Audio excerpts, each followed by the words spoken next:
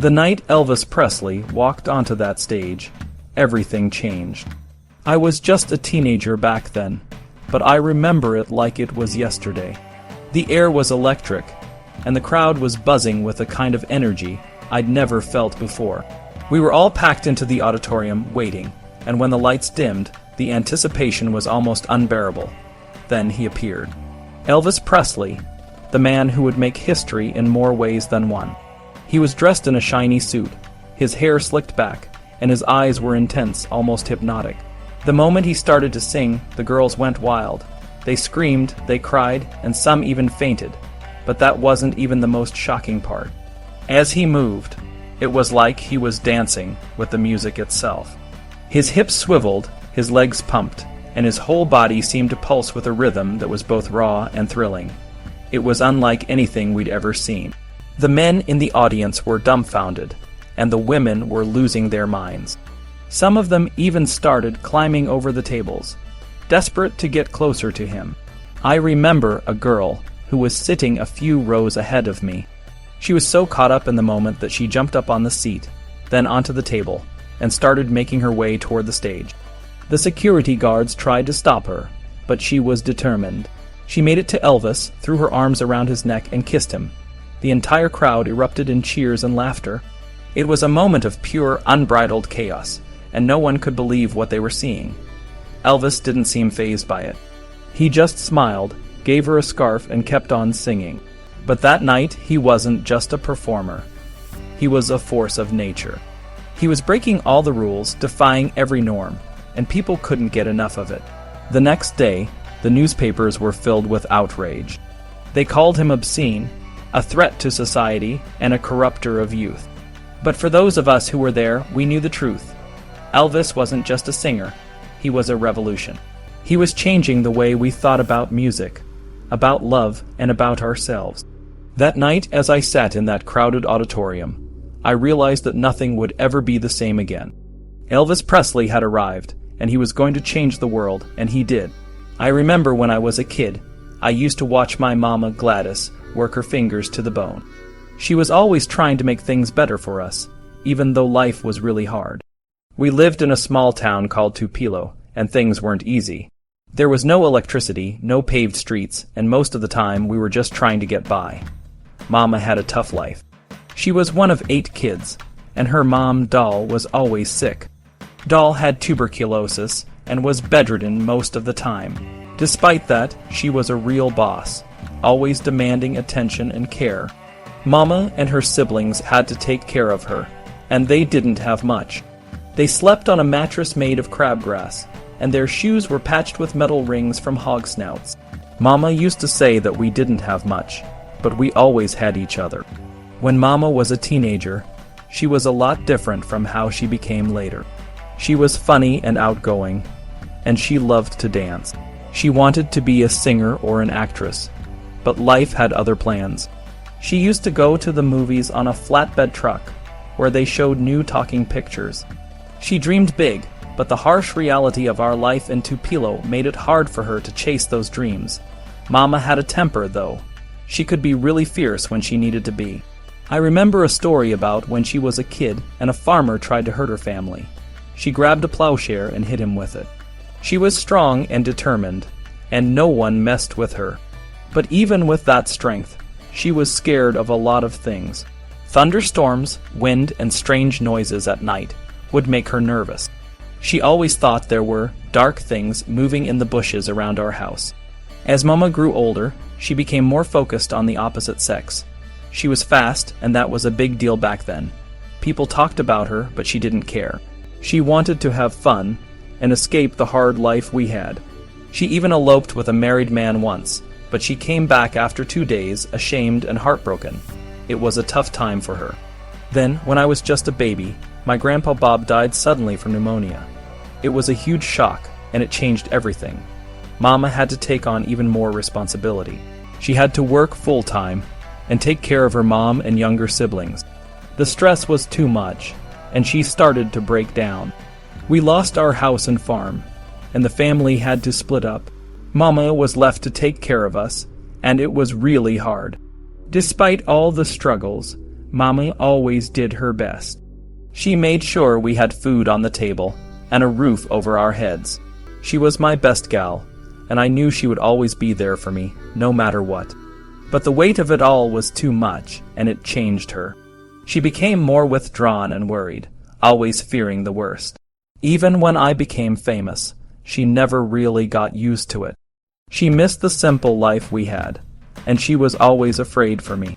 Mommy and I were so close that it was hard to tell where she ended and I began. We were a team, and we always supported each other. She was the reason I became who I am, and even though things got tough, I knew she was always my best gal. The weeks that followed were some of the hardest I've ever known. At first, it felt like I had gone back to being that lazy, annoying teenager Lillian used to complain about. But then, things got worse. My body started to hurt in ways I couldn't explain. I couldn't walk without my legs shaking, and I ended up just staying in bed, unable to move. It was like I was living in a nightmare, one where I couldn't escape the pain and the grief. Psychologists call this conversion hysteria, where deep emotional pain turns into physical symptoms. It's a way for the mind to protect itself by making the body suffer instead. My friends said I got so anxious that I couldn't even leave the house. I just wanted to hide, to be safe in my bed, away from everything. It was like I was a little kid again, helpless and scared. 10 years later, in the winter of 1941, I had another breakdown. This time, it was because of my older sister, Retha. She had a terrible accident at home. She was building a fire in the wood stove to cook dinner, and thought she had put out all the sparks from the last fire. But when she poured coal oil into the stove, it flamed up and caught her on fire. She burned so badly and lingered for a few hours before she passed away. I was so devastated that I couldn't speak. My cousin Annie saw me standing at her door, unable to move or talk, just crying and wringing my hand. But there was one thing that always helped me, and that was my faith. I found strength in the Pentecostal church, a small group of about 30 people who met in a tent on a lot in East Tupelo. Later, we moved to an old building on the highway, and then to an old movie theater. The church was simple, just a roof and a few walls with long planks for benches. We sang and prayed, and sometimes people would speak in tongues, which we believed was the Holy Spirit talking through them. A few months after Retha's death, I had to face another tragedy. My cousin Annie's baby, Barbara Sue, died just hours after being born. I was there with Annie, helping her through the heartbreaking ordeal. When the baby passed away, I was the one who took her out of Annie's bed and placed her on another. I stayed with Annie, holding her and telling her to look to God for strength. Your belief in God will get you through, I kept saying, and it did. It was in that church in the spring of 1933 that I first met Vernon Elvis Presley.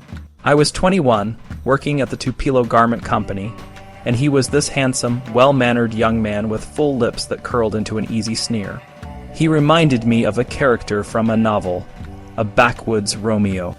We started dating, and 2 months later we eloped. We got married on June 17, 1933, in Pontotoc County. We lied about our ages. Vernon added 5 years, and I subtracted 2. In our wedding photo, you can see how much we loved each other.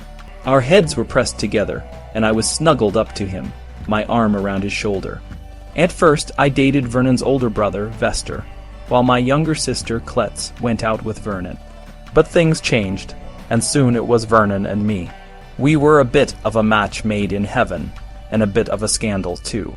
My family was large and poor, but we had our own sense of pride. The Presleys were a bit wilder and more unpredictable. Vernon's grandmother, Rosella, had a hard life, raising 10 children on her own.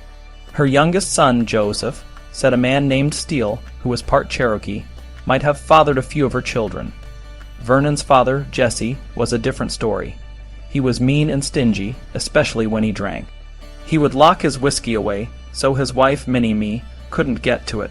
He was strict about how much cheese or biscuits she could serve when guests came over. But despite his faults, he was a skilled carpenter and helped Vernon build our first house on Old Saltillo Road, right next to his own. It was a small 2-room wood frame house raised off the ground to avoid the floods. It wasn't fancy, but it was ours. In June 1934, I found out I was pregnant. I was so excited, and I told everyone I was having identical twins. I was big and swollen, and I could feel 2 babies kicking inside me. My family and friends were worried about Vernon, thinking he might drink away the money we got for the baby shower. But we were happy, and we picked out names Jessie Guerin and Elvis Aaron. Jessie was to honor Vernon's father, and Elvis was from Vernon's middle name. Aaron was for Vernon's best friend, Aaron Kennedy. The Guerin just rhymed with Aaron. On the morning of January 8, 1935, I woke up in intense labor pain. Vernon was sleeping, and I had to shake him awake. "Vernon, it's time. Get your mommy and the doctor," I said. Vernon ran to his parents' house, and they came over in their nightclothes. Vernon then went to get the doctor, Dr. William Robert Hunt, who had been practicing in Tupelo since 1913. Minnie-Me sent for the midwife, Edna Robinson, and started boiling water on the stove. That morning, everything changed. Our little family was about to grow, and I couldn't wait to meet my babies. The night Dr. Hunt arrived, driving his Model T Ford the mile and a half across the levee to our home, was a night I will never forget. By the time he got there, Mom was about to give birth. Jessie Guerin came first, around 4. The room fell silent, and Dr. Hunt said the baby was lifeless, stillborn. Mom let out a long, piercing wail as the midwife carried the dead infant out into the back room. Dad was crying too, but according to the story, Billy Smith heard from the family. Jessie, who was drunk, thought Dad was laughing. He went in and said, "Gitchy, gitchy, goo," and "Oh, ain't it a beautiful baby?" The baby didn't respond, of course, so Jessie just kept going, "Gitchy, gitchy, goo." Dad was hurt to the bone, and finally he yelled out, "Oh, got him, Daddy, the baby is dead." Jessie got this funny look on his face and just said, "Oh, oh." About the time all that was happening, around 4:35 a.m., I was born. People say a lot about what happened to Jessie. Vester wrote in his book that Mom and Dad had been in a car accident just months before the twins were born. They even used the settlement money to pay the rent on our little 2-room house. Maybe Jessie was hurt in the accident. Then there's the front porch gossip. According to the story, Dr. Hunt had his coat on to leave when Mom insisted there was another baby. But a doctor who was about to record his 919th and 920th births would have known if there was another baby coming, right? One version says the first baby could have lived, but Dr. Hunt was surprised by the second birth and spent too much time with me when clearing Jessie's windpipe might have saved him. Dad saw the tragedy as God's will.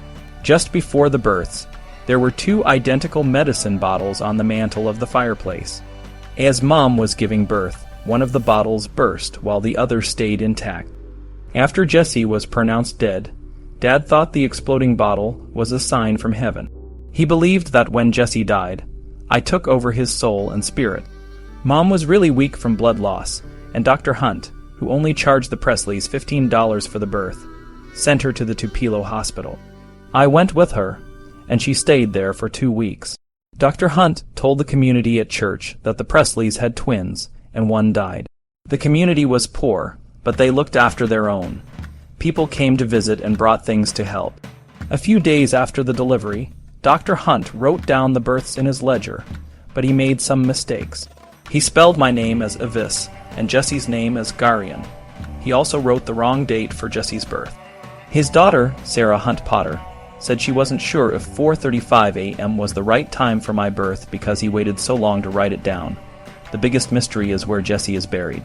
For a long time, people said Dad buried him in an unmarked grave at Priceville Cemetery. But some say Jessie was buried in another cemetery closer to Saltillo. One of my classmates thinks he was buried in a cemetery by St. Mark's Methodist Church. Joe Savory, who has the original death certificate, says no one really knows where Jessie is buried. Even Elvis tried to find out, but no one in the family knew for sure. Roy Turner thinks Priceville is the right place. He found a small marble foot marker near Noah Presley's grave, and assumed it was Jessie's. Becky Martin, one of Elvis's favorite 5th grade classmates, said it was definitely Jessie's grave and remembered the family putting flowers there on Decoration Day. Jessie's death certificate and the receipt from the funeral home say he was buried at Priceville Cemetery. Mr. Peggs, the funeral director, showed Roy Turner the records of the coffin Dad bought and paid for, and how Peggs handled the burial. People wonder why Jessie wasn't moved to Graceland like Elvis and Mom. Billy Smith says there wasn't anything to move. They had a little wood coffin, but it's long gone. Maybe there are some bones, but no one really knows. Why bother moving it? It's best to leave it in its resting place. From the moment I was born, Mom and I were really close. She took care of me all the time, and she wouldn't let anyone else hold me. Gladys had a one-track mind, a cousin said. She would hold that baby so tight I thought he might suffocate. She wouldn't let nobody carry him around but her, not even Dad. Dad, who used to be so close to Mom, became more like a boarder in the house. Lamar Fike said Gladys ruled her house when she married, but when Elvis came along, he and Gladys ruled that roost together.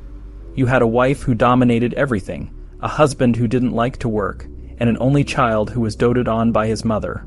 A child who listened to his parents argue all their lives. That's what made Elvis who he was. It was one of the most dysfunctional families I've ever seen. Mom, who lost one of her twins, was always afraid of losing me. Leona Moore, a nurse at the Tupelo hospital, said Mom had a miscarriage when I was 7, but Billy Smith doubts it. Either way, Mom couldn't have more kids, which made her even more protective of me. My mother, Elvis would say, I suppose since I was an only child that we might have been a little closer then. I mean, everyone loves their mother, but Mother was always right with me all my life. 9 months after I was born, Great-Grandma Ann Mansell Smith died. Then, in a few weeks, Grandma Doll died too.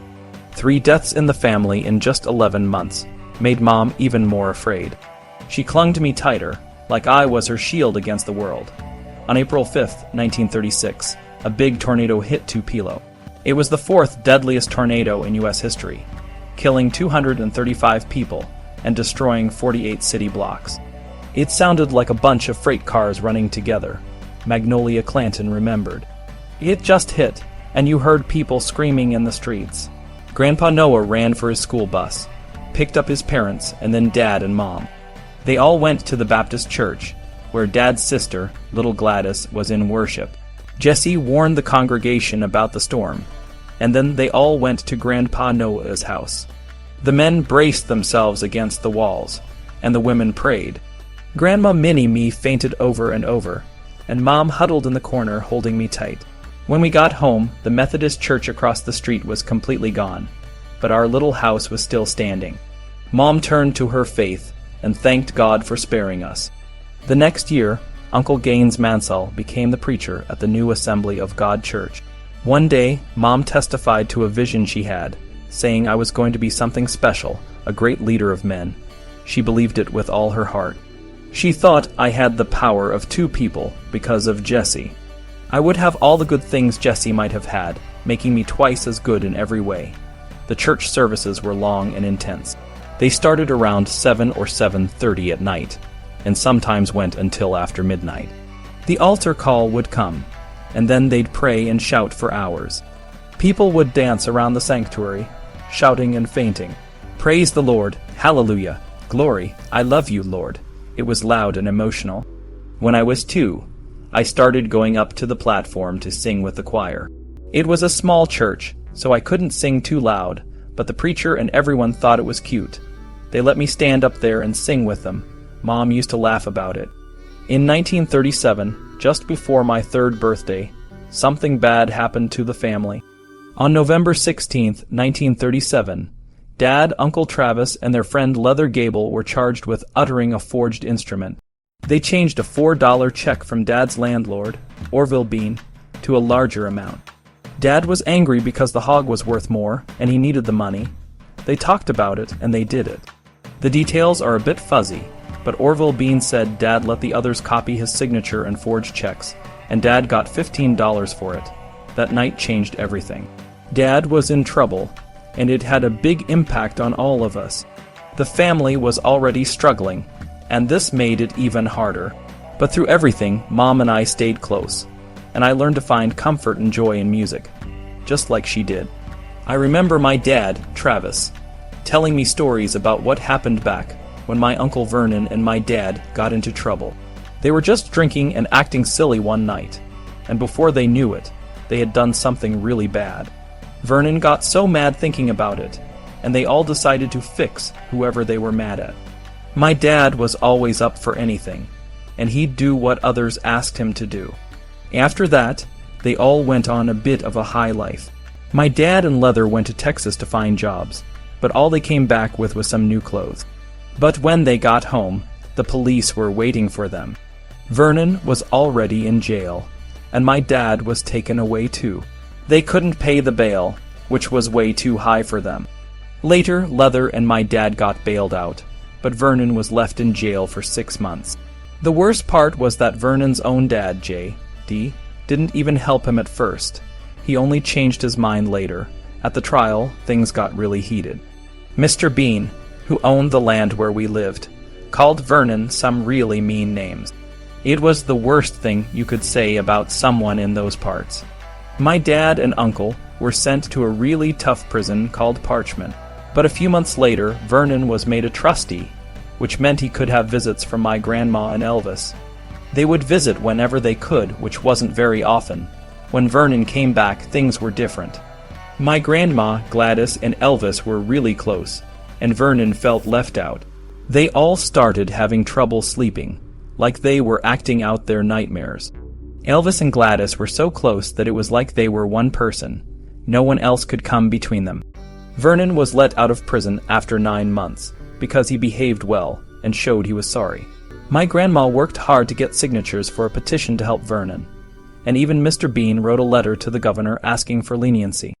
My grandma also wrote letters, saying how good Vernon was and how much they needed him at home. While Vernon was away, my grandma had to work hard in the fields to make money. She would take Elvis with her, and he would ride on her sack as she picked cotton. But no matter how hard she worked, she couldn't keep up with the rent. They had to move around a lot, staying with different family members. Elvis was always crying because he missed his dad so much. At night, my grandma and Elvis would sleep in the same bed, listening to the radio and talking about my Uncle Jessie who had died. Elvis knew he had a brother, even though he never met him. He felt guilty for surviving when his twin didn't. He tried to make my grandma happy by taking care of her, like a little parent. He would ask her if she needed anything, and do little things to make her feel better. But there was also a strange side to their relationship. Elvis would call my grandma baby and pat her head, like he was the parent. It was a weird way for a little kid to act, but it showed how much he cared for her. He even had a special way of talking to her, using words only they understood. It was like they had their own secret language. Elvis grew up to be a beautiful man, with soft features that made people think he was androgynous. He didn't fit the typical idea of a rugged Southern man, but he was still very masculine in his own way. He would do things like put on makeup, which was unusual for a guy, but he never saw it as a conflict. He just did what made him feel good. The way Elvis and my grandma were so close affected how he saw relationships. He always needed someone to take care of him, whether it was my grandma, his manager, or the women in his life. He wanted to be loved and nurtured like a child. It was a way for him to feel whole again, to fill the void left by his twin and his complicated relationship with my grandma. I remember the night we all gathered at my aunt and uncle's house for a potluck supper. Everyone was singing and having a great time. I was only 4, but I already felt a strange connection between music and the way it made me feel. My Uncle Vernon noticed me playing with myself and jokingly told me to stop if I wanted to keep singing. It was embarrassing, but it wasn't the only time I felt that way. Another time, my cousin Billy's mom and Aunt Kletz were dancing together on a trunk, waving their skirts around. I was in the room, and the more they danced, the more excited I got. I even grabbed my cousin's mom by the leg and said something that made everyone stop. My mom was furious and told the other ladies to stop dancing.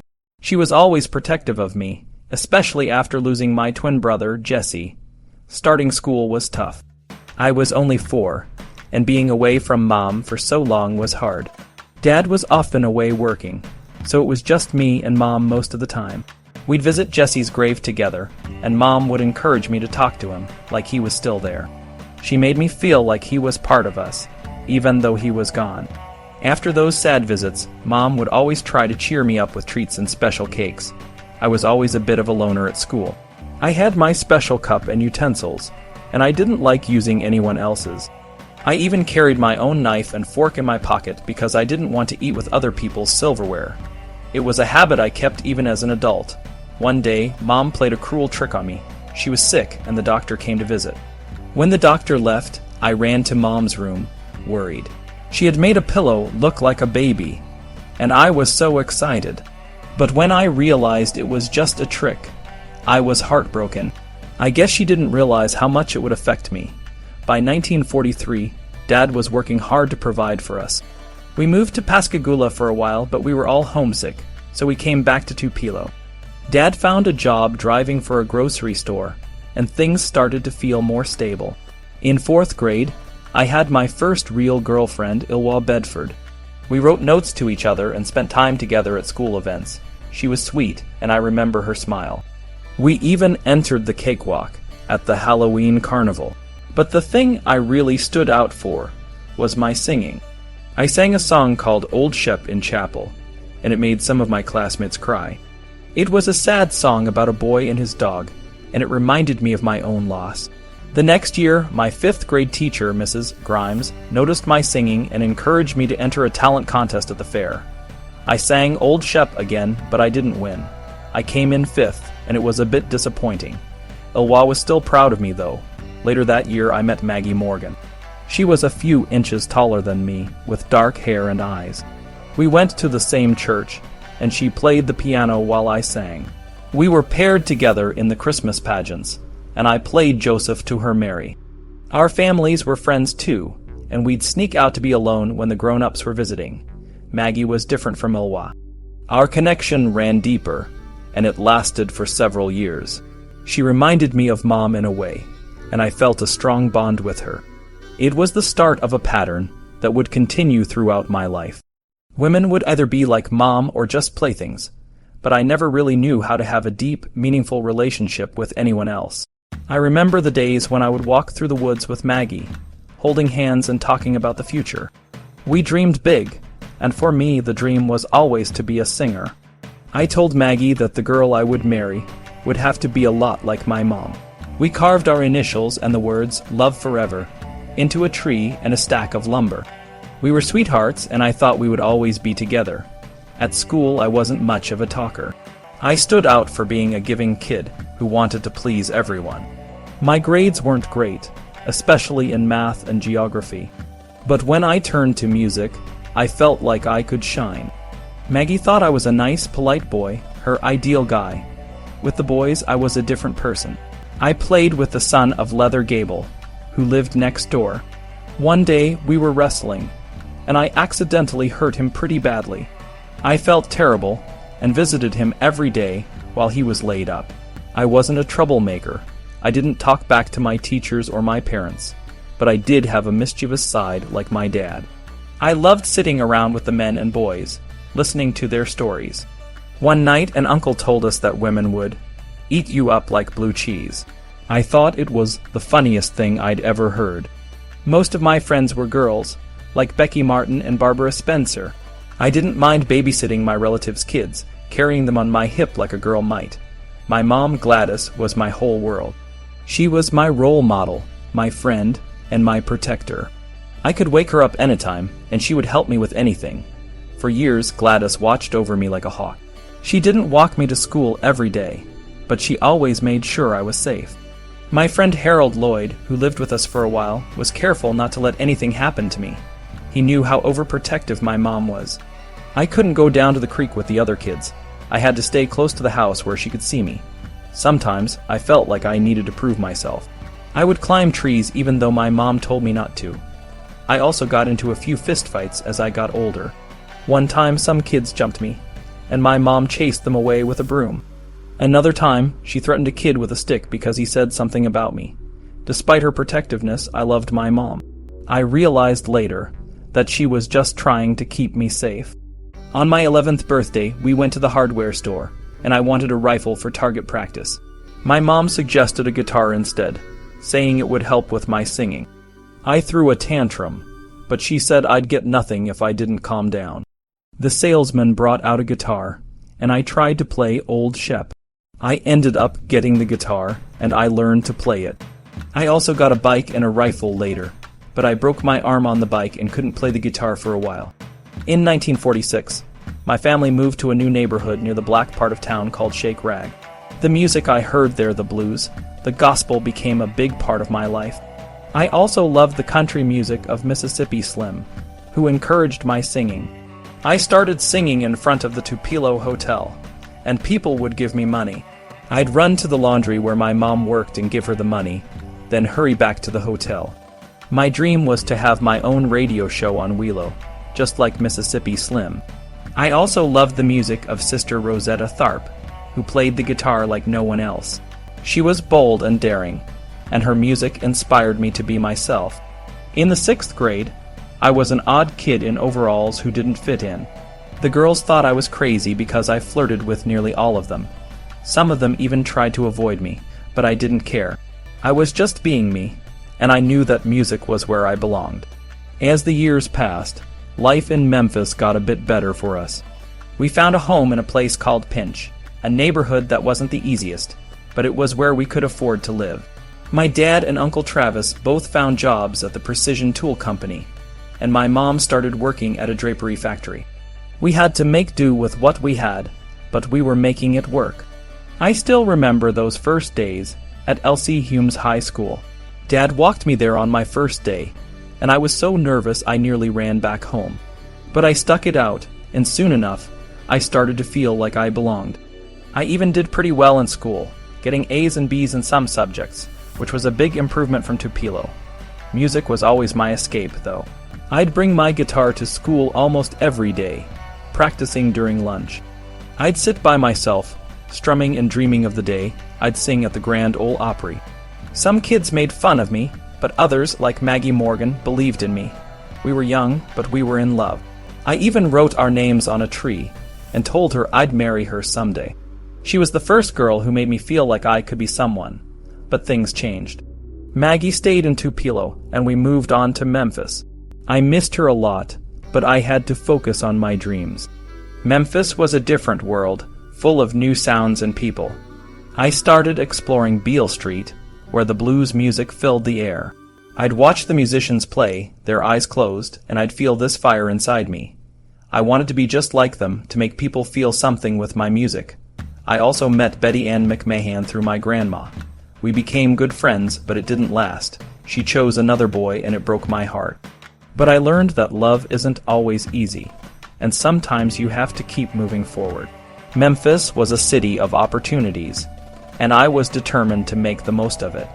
I knew I had a long way to go, but I was ready for the journey.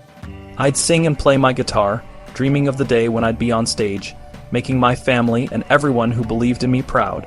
I was just a kid from Tupelo, but I had a dream, and nothing was going to stop me from chasing it.